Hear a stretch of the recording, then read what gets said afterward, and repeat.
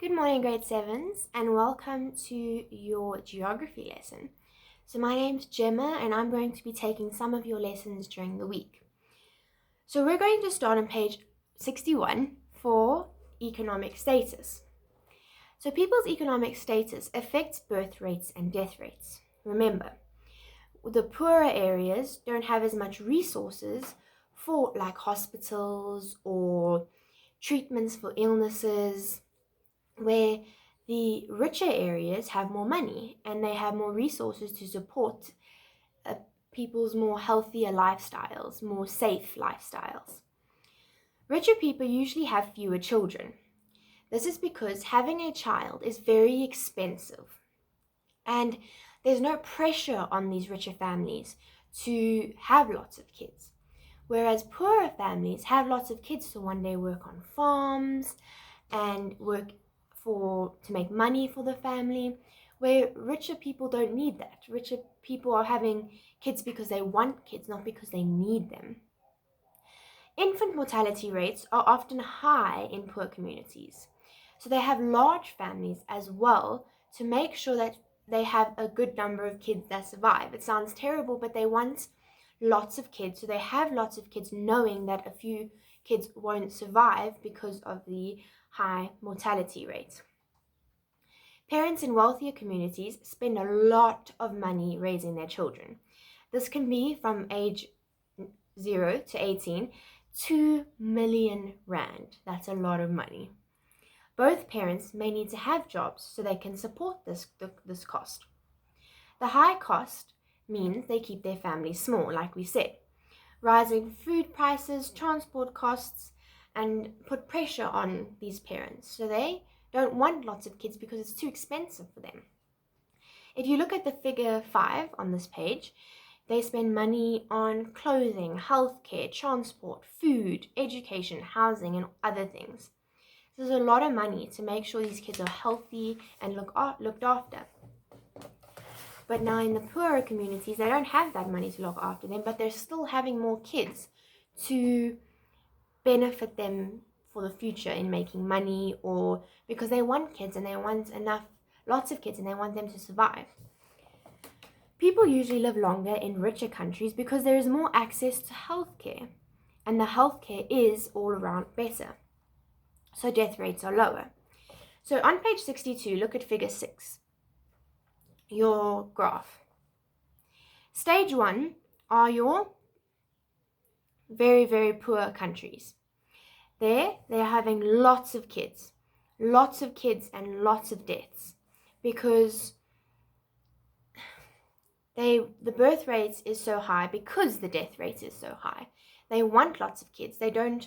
These kids have a very high chance of not surviving into adulthood, so they're going to have lots to make sure there is enough kids that do make it into adulthood. Now, stage 2, I think that's where South Africa stands.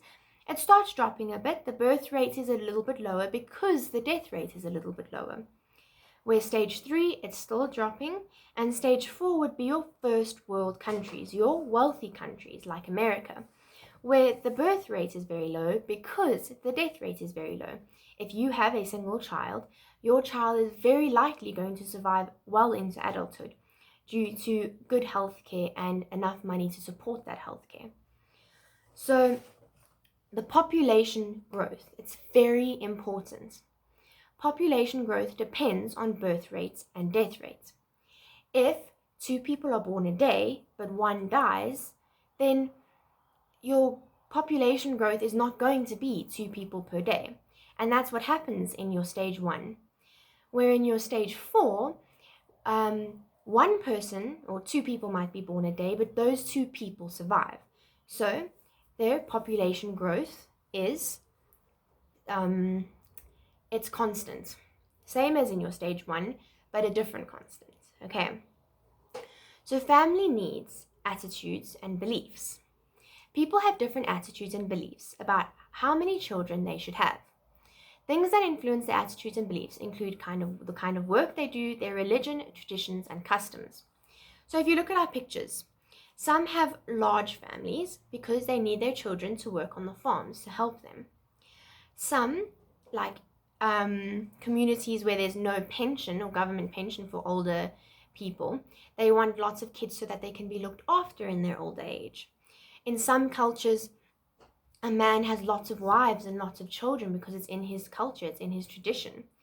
And some religions or cultures don't believe in family planning, so lots of kids are had because of this way of life.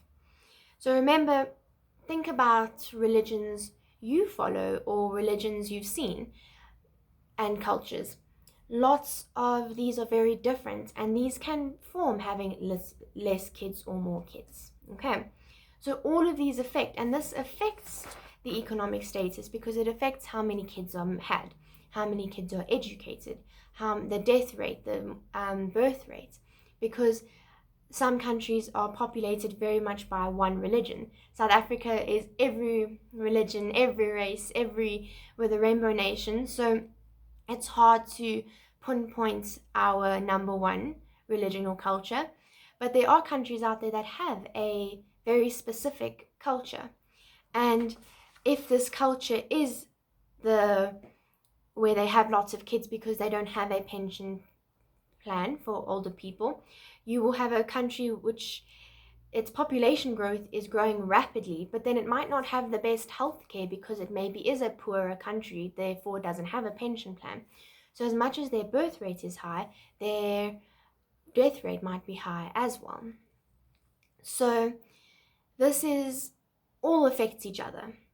How family needs, attitudes, and beliefs affect your birth rates, affect your death rates, and the status of the country will also affect this.